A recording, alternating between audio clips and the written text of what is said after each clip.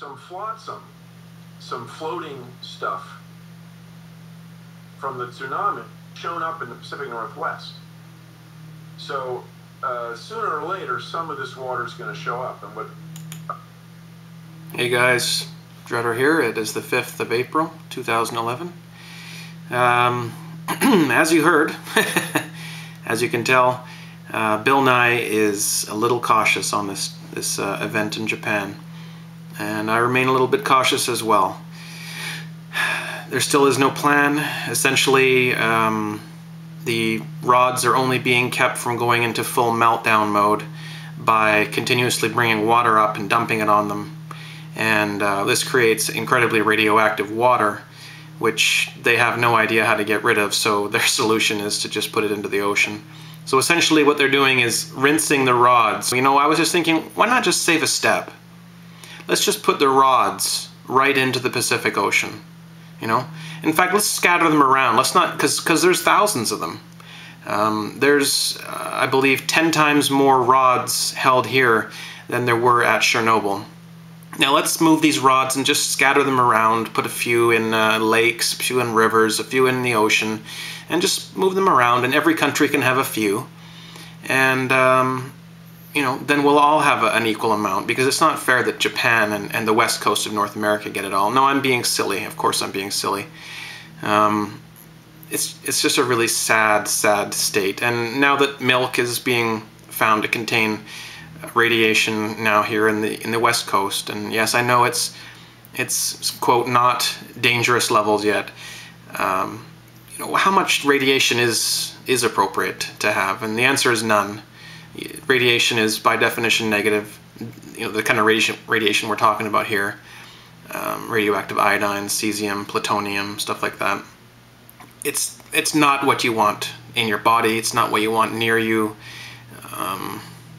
I don't know. There's really no good news happening here.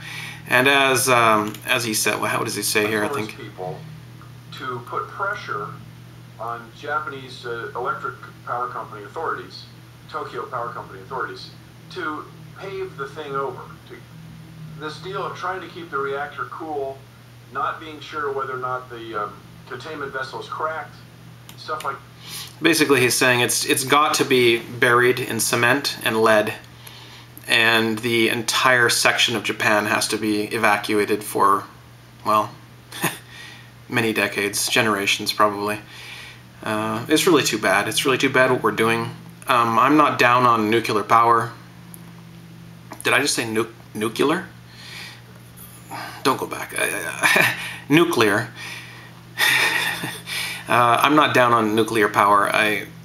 It's just, I think that we haven't managed it right. I think it might be a good source of power, but we're not managing it right, just like we're not managing really anything right, you know? How about something a little happier? Yeah. Silver is just around the 39.5 level. That's, of course, a 30-year high. There haven't been a heck of a lot of times when silver has been above this point. A few days back in 1980, when it was in the 40s, and then it sort of went up to the $50 level briefly for like a day or two, I think. And other than that, we're in new uncharted territory for silver now, nominally speaking anyways. Gold made an all-time high again today of, actually it closed right there at the high, 1457 and something. Not too shabby for gold.